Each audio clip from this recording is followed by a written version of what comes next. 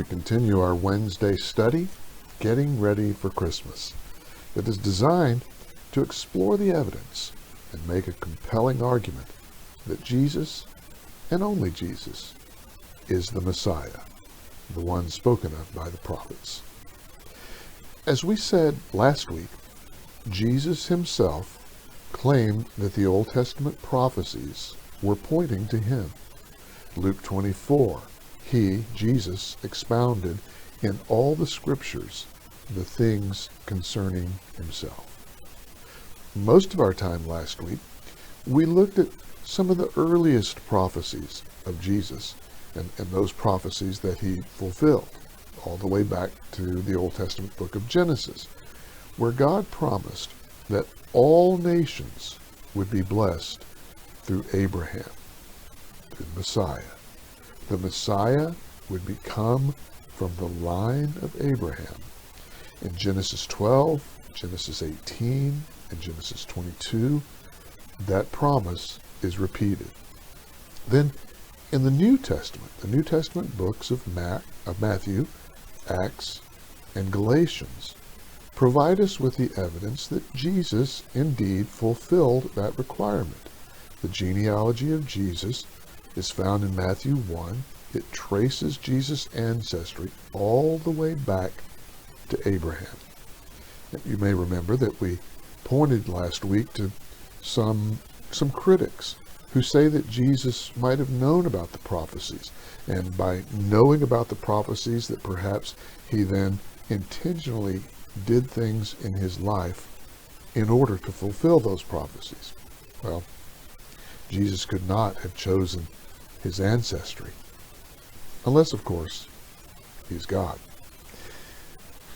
Fulfilling that one prophecy, Abraham had many descendants, so fulfilling that one prophecy doesn't necessarily, in and of itself, establish with certainty that Jesus is the Messiah.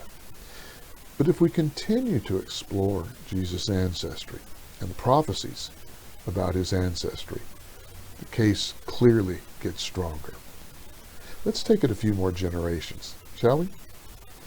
Back again in Genesis, God had promised Abram that all nations would be blessed through him. But Abram and Sarai, as you might recall, were childless and old. You know the story. Sarai sets up a fling for Abram and her maidservant Hagar, and along comes Ishmael. But that wasn't God's plan, was it?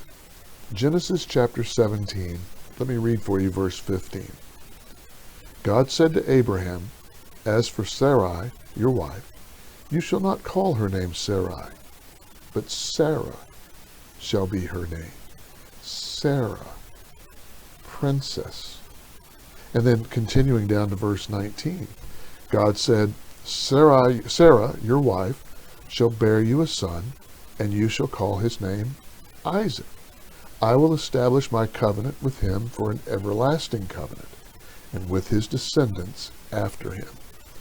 As for Ishmael, I have heard you. Behold, I have blessed him, and will make him fruitful, and will multiply him exceedingly. He shall beget 12 princes, and I will make him a great nation. But my covenant I will establish with Isaac, whom Sarah shall bear to you at this set time next year. Ishmael, the son that was born between Abram and Hagar, Ishmael would be blessed, would become a nation. But the covenant, God's covenant that he had made with Abram, now Abraham, God's covenant would be passed on through Isaac. And, as we read, his descendants after him.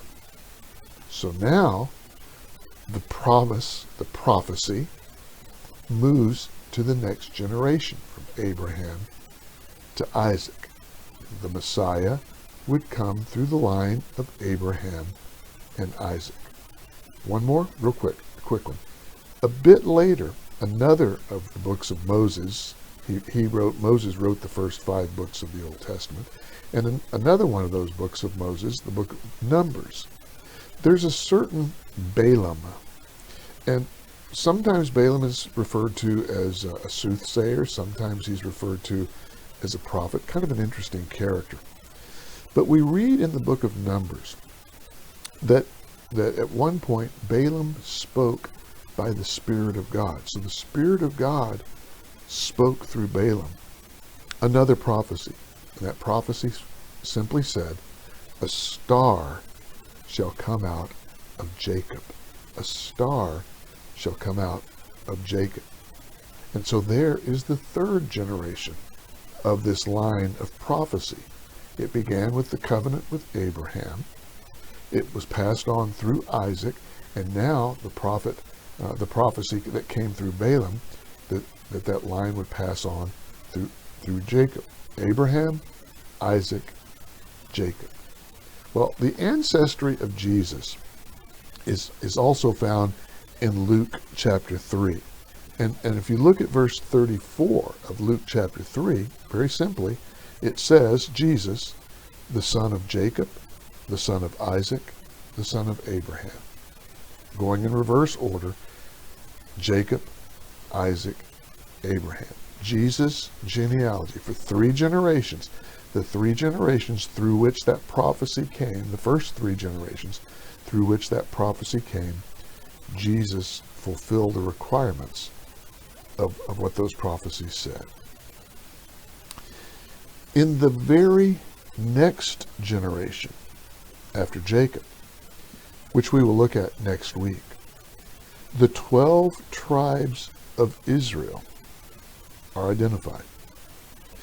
And the prophets foretell which of the 12 tribes will produce the Messiah. The question is, did Jesus come from that tribe that was prophesied that tribe would produce the Messiah? Join me next week as we continue to follow the evidence.